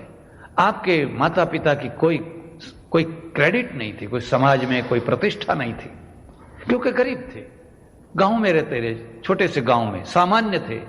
लेकिन आप बहुत पैसे वाले हुए, आपने बहुत पैसा कमाया। आप जाकर के गांव में हाई स्कूल बनवा दी, अपने पिता का नाम लिख दिया। आपने गांव में जाकर के एक मैटरनिटी होम बना दिया, अपनी माता का नाम लिख दिया। आपने पूर्वजों का उद्धार कर दिया, अपनी मां के नाम पर, अपने बाप के नाम पर कितनी बड़ी संस्थाएं कर दी। तो लोग कहेंगे, अरे ये फलाने आदमी फलाने आदमी फलाने आदमी। एक लड़के ने अपने मां का, अपने बाप का उद्धार कर दिया, उनका जय जयकार कर दिया। तो अपने पूर्वजों का उद्धार करना है। कैसे उद्धार करें? कई पीढ़ियां बीत गई। किसी ने कहा अगर ऊपर से गंगा नीचे आए तो गंगा के द्वारा ही उद्धार हो सकता है। लेकिन ऊपर के आदमी को नीचे कैसे उतारा जाए और नीचे के आदमी को ऊपर चढ़ाना, ये दोनों मुश्किल काम है। नीचे आदमी है उसको ऊपर चढ़ाना है। कभी एक दो आदमी को भी आपने ऊपर चढ़ाया कि कोई ऊपर चढ़ना चाहता रहा, उसको लात मारी, जाओ नीचे जाओ। और एक ऊपर है, उसको नीचे उतारना है। गंगा ऊपर है। भगीरथ ने बहुत तप किया, बहुत तप किया, बहुत तप किया। गंगा प्रसन्न हुई। गंगा ने कहा, बोलो बेटे क्या चाहते हो? आप नीचे आइए, हमारे पूर्वजों का उद्धार कीजिए। गंगा ने कहा, मैं नीचे तो आऊं, लेकिन मेरा जो वेग है, प्रचंड वेग है, उसको कौन सहन करेगा? पहले फाउंडेशन बनाओ। अगर कोई जनरेटर लगाना है, कोई मशीन लगानी है, तो पहले फाउंडेशन बनाओ, क्योंकि उसके जो वाइब्रेशन है, उसका जो कंपन है, वो ऐसा है कि फाउंडेशन के बिना वो चलेगा नहीं। तो कहा ये बात तो सही है। ऊपर से इतने बड़े दूर से आपने देखा हाइड्रोलिक इलेक्ट्रिक होती है, वहां तो 100, 200, 300, 400 फीट से पानी गिरता है और फिर पूरे जनरेटर को घुमाता है। अब यहां तो हजारों मील से गिरना है और प्रचंड धोध में, बताओ उसकी कितनी ताकत होगी। तो बात तो ठीक है। तो भगीरथ जो है वो विष्णु भगवान के पास में गए और जाकर कहा, वो गंगा जी का अवतरण हो रहा है, कृपा करके आप फाउंडेशन हो जाइए, खड़े हो जाइए, तो आपके ऊपर गंगा उतरे। तो विष्णु भगवान ने कहा कि देखो, कभी बाल भोग हो, कभी राज भोग हो, हमको बुलाना, ऐसे काम हम कर देंगे, लेकिन ये काम हमारे बस का नहीं है। आपको पता चला, कुछ लोग विष्णु भगवान जैसे उनको बाल भोग में माने ब्रेकफास्ट में बुलाइए, पहले आ जाएंगे, उनकी प्रतीक्षा नहीं करनी पड़ेगी। और राजभोग में तो अवश्य आएंगे। लोगों ने कहा अगर प्रवचन में ज्यादा लोगों को बुलाना है तो एक ही काम करने का, राजभोग कर देने का। तो दूसरे आदमी ने मुझे कहा कि महाराज राजभोग करके भी देखते हैं। तो लोग क्या करते हैं, ये समझते हैं कि 9 बजे कथा पूरी होगी, तो अपने भी 9 बजे जाओ, जब राजभोग का समय हो उसी समय जाओ। प्रवचन में तो कोई नहीं आता है, राजभोग के समय में ही आते हैं। 7 बजे से प्रवचन शुरू हुआ, लेकिन वो तो नहीं आएंगे। आएंगे कब? हमारे यहाँ देश में भी यही हालत है। किसी के घर में सत्यनारायण की कथा होती है ने, तो लोग बाहर बैठे रहते हैं और बच्चे को पूछते हैं, जाओ पता लगाओ 5वीं घंटी बजी कि नहीं, अभी कितनी देरी है। वो हमेशा तक ही लगाए बैठे रहते हैं, कब 5वीं घंटी बजे, कब 5वीं घंटी बजे। और जहां 5वीं घंटी बजी नहीं, और फिर भी अगर वो ब्राह्मण जो है देरी कर रहा है ना, तो दुश्मन जैसा लगता है, अरे क्या जल्दी जल्दी करो, जल्दी करो। और फिर वो हलवा प्रसाद जो है ना, सिख लोग कड़ा प्रसाद कहते हैं, हम लोग हलवा कहते हैं। और जब इतना शुद्ध घी का हलवा कोई देने आता है ना, तो यूं पत्तल लेकर के इच्छा होती है और डालो और डालो और डालो और डालो। तो विष्णु भगवान ने कहा, देखो कभी राजभोग हो, कभी सखड़ी हो, कभी बाल भोग हो, कभी जरियन जामा पहनना हो, या कभी बैजंती माला पहननी हो, या मुकुट मुकुट पहनना हो, हमको पहना, हम सब ये काम कर देंगे। तो ये काम हमारे काम का नहीं है, ऐसा ऐसा काम हम नहीं करते। तो ये काम कौन करेगा? तो विष्णु ने कहा, देखो स्मशान में एक आदमी रहता है, स्मशान में वो यही काम करता है। वही उसको ना बाल भोग से मतलब है, ना राजभोग से मतलब है, उसको कोई मतलब, यही काम करता है। आपने कभी महादेव का बाल भोग देखा? कभी राजभोग देखा है? कभी देखा? कभी महादेव को कोई जामा पहनते हुए देखा? अरे महादेव अवधूत है, वैराग्य का देव है, वो तो स्मशान में रहता है, वो यही काम करता है। हमारे बीच में भी कुछ लोग ऐसे होते हैं, ना उनको बाल भोग से मतलब है, ना राजभोग से मतलब है, बस वो तो काम ही करते रहते, फाउंडेशन ही होते रहते, केवल काम ही करते रहते, और वही शिव बनते हैं, वही शिव, उन्हीं के द्वारा समाज चलता है। तो शिव जी के पास में गए, तो शिव जी को कहा, महाराज ऊपर से गंगा जी आ रही है, क्या आप फाउंडेशन बनेंगे? आप आधार बनेंगे? और किसी का फाउंडेशन बनना ये बहुत बड़ा पुण्य है। किसी पीढ़ी का, किसी संस्था का, किसी भी अच्छी चीज का आप आधार बने, फाउंडेशन बने। और दूसरी चीज याद रखिए, कलश जो है, ऊपर जो कलश है ना, वो सोने का होता है, और फाउंडेशन जो होता है वो पत्थर का होता है। और पत्थर तो दिखता तक नहीं है, वो तो नीचे नींव में गया हुआ है, वो तो दिखता तक नहीं है। लोग कलश को देखते हैं, नमस्कार करते हैं वहां। अरे नमस्कार तो उस नींव को करो, फाउंडेशन को करो, जिसके ऊपर पूरा मंदिर खड़ा है। लेकिन फाउंडेशन के ऊपर किसी का ध्यान नहीं जाता है। लेकिन किसी का ध्यान जावे चाहे नहीं जावे, अब फाउंडेशन ये सोचे मेरे तरफ तो कोई देखता ही नहीं, चलो हम खिसक जाते हैं। फाउंडेशन खिसकता नहीं है, वो तो आधार है, और तभी वो आधार होता है जब उसमें वैराग्य हो। महादेव को कहा, आप आएंगे? क्या आएंगे? जरूर आएंगे। महादेव आकर यूं खड़े हो गए। आपके घर में अगर चित्र हो तो आप जरूर देखना, ऐसे खड़े हैं हिमालय के किसी उत्तुंग शिखर पर, ऐसे खड़े हैं। और वो जो गंगा है ने, उसने देखा कि एक छोटा सा आदमी खड़ा है। ऊपर वाले आदमी को नीचे वाला आदमी बहुत छोटा दिखाई देता है। जितने आप ऊंचे हैं, नीचे का आदमी उतना ही छोटा दिखाई देगा। उसने कहा, अब भी मैं उसको खींच डालती हूं मेरे बेग में। बड़े जोर से उसने कूद लगाई और आकर के महादेव के ऊपर गिरी। अभी महादेव खिसक जाएंगे, बह जाएंगे, लेकिन वो तो ऐसे ही खड़े हैं जैसे कुछ गिरा ही नहीं, मालूम ही नहीं हुआ कुछ ऊपर आया कि नहीं आया। फाउंडेशन कौन हो सकता है? जो बहता नहीं है वही फाउंडेशन होता है, और जो बह जाता है वो कभी फाउंडेशन नहीं होता है। कहां बह जाता है? लोभ में, लालच में, भय में और चीजों में बह जाता है, वो कभी फाउंडेशन नहीं होता है। गांधी जी इसलिए फाउंडेशन हुए कि उनको कोई बहा नहीं सका, अंग्रेज नहीं बहा सके, कि दूसरा भी कोई नहीं बहा सका, इसलिए वो फाउंडेशन हो सके। आप अगर किसी संस्था को चलाना चाहते हैं और फाउंडेशन होना चाहते हैं, क्या आप बह रहे हैं? कोई आपको बहा सकता है? किसी ने कुछ दे दिया, किसी ने माला पहना दी, किसी ने थोड़ी गिफ्ट दे दी, बस बह गए और बह गए फिर बहक गए। मतलब समझे? बहकने का मतलब समझते? कल ऐसा बोलते रहे, आज ऐसा बोलने लग गए, बहक गए, क्योंकि बह गए। महादेव स्थाणु है, इसलिए उनका नाम स्थाणु रखा है। ऊपर से गंगा गिरी गिरी गिरी गिरी गिरती रही, कुछ भी कोई असर नहीं है।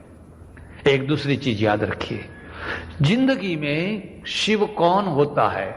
जो 3 प्रकार के बेगों को सहन करता है। वो 3 प्रकार के। जो पहला बेग है दुश्मनों का होता है। आपका कोई दुश्मन है और आपके विरुद्ध में हवा खड़ी कर देगा। आप कोई काम कर रहे हैं जहां आपका घोड़ा आगे निकला नहीं, अरे ये तो ऐसा है, इसकी मां ऐसी थी, इसका बाप ऐसा था, ये फलाना है, इसने ऐसा है, कोई न कोई प्रकार की झूठी सच्ची गमित चाहे जैसी, वो हवा खड़ी कर देगा, ऐसी आंधी खड़ी कर देगा। और हमारे देश में तो काम ही यही है? हमारे यहां तो काम, क्योंकि लोग फुर्सत में हैं, लोग फुर्सत में, यहां फुर्सत में नहीं है। सुबह में उठे, दाढ़ी भी वो चलते चलते करते हैं, वो कार में प्लग कर देते हैं और फिर चलते आ रहे, और वो कोई हाथ में लेकर के कुछ खा रहा है, इधर गाड़ी चला रहा है। टाइम नहीं है, फुर्सत नहीं है। हमारे यहां फुर्सत ही फुर्सत है। अब इस फुर्सत को करेंगे क्या? चलो आकर के इकट्ठे हो जाओ और गांव में हवाएं खड़ी करो। हवाएं, ऐसी हवाएं खड़ी करो किसी का घर बर्बाद हो जाए, किसी का दाम्पत्य टूट जाए, किसी का संसार बर्बाद हो जाए। हमारा काम ही यही है। इसलिए पहला जो वेग है दुश्मनों के द्वारा खड़ा किया गया। एक दूसरी चीज याद रखिए, अगर आपकी उन्नति हुई है, आपकी प्रगति हुई है, आपका विकास हुआ है, आप पैसे से और किसी प्रकार से इज्जत से आबरू से समृद्ध हुए हैं, कुछ लोग तो आपके दुश्मन हो ही जाए। आप किसी का कुछ नहीं बिगाड़ते हैं, फिर भी दुश्मन हो ही जाएंगे। दुनिया का नियम है। और वो बेग खड़े कर देंगे, आपके विरुद्ध में बातें कर देंगे 1000 प्रकार की। लेकिन आप क्या उस बेग को पचा सकते हैं? अगर उसको पचा सकते हैं तो आप शिव हो सकते हैं। और दूसरा जो बेग है, आपके मित्र खड़ा करते हैं। आपके जो मित्र हैं वो हमेशा चांपलूसी किया करते हैं। अरे आपके जैसा किसी का बंगला नहीं है, क्या आपका बंगला, क्या आपका टीवी, ओह अरे ऐसा टीवी तो मैंने कभी देखा ही नहीं है। और आपको बड़ी आनंद था, चाय लाना, इनको पिलाओ, चाय पिलाओ, इनको भजिया खिलाओ, इनको नाश्ता कराओ। और कहते हैं मैंने बहुत लड़के देखे, लेकिन क्या आपके लड़के हो, ऐसे लड़के तो कहीं है ही नहीं। अब उसको पता नहीं है कि ये लड़के आगे चल करके क्या होने वाले हैं। ये हमेशा आपकी प्रशंसा करते रहते हैं, खुशामद करते रहते हैं, और खुशामद के द्वारा एक हवा खड़ी करते हैं, और उसी हवा में आप बहने लगते हैं। आपको होश नहीं रहता कि मुझे बहा रहा है। और एक तीसरा बेग जो है अपने भीतर से निकलता है, काम का, क्रोध का, वासना का, लोभ का, मोह का, ईर्ष्या का। ये हमारे भीतर से बेग निकलते हैं और उसी में हम बह रहे हैं। ये 3 वेग है। इन तीनों वेगों को जो पचा पाता है वो शिव होता है। गंगा आई, लेकिन गंगा को कहां फाउंडेशन क्या हुआ? जटाएं। विष्णु के पास में जटा नहीं है। आप विष्णु के बाल देखना, घुंघराले बाल है, यूं मुड़े हुए। वो तो दिन भर कंघी करते रहते हैं? कभी जाकर के वो क्या ब्यूटी पार्लर क्या कहते हैं, कभी यूं करते हैं, कभी यूं करते हैं घुंघरा। और इनका तो जैसा है लट है, ऐसे जैसे कभी कंघी डालते ही नहीं है। वैराग्य का देव है, वैराग्य का। और इसलिए उसको कभी भी ये नहीं है कि मैं घुंघराले बाल बनाऊं या वो करूं। और लटें क्या है? ये बाल जो है, ये बाल और कुछ नहीं है, ये वैराग्य है। आदमी जो सौंदर्य का प्रेमी होता है वो सबसे ज्यादा समय बालों में डालता है कि नहीं? किसी के यहां कंघी होती है, किसी की कहीं होती है।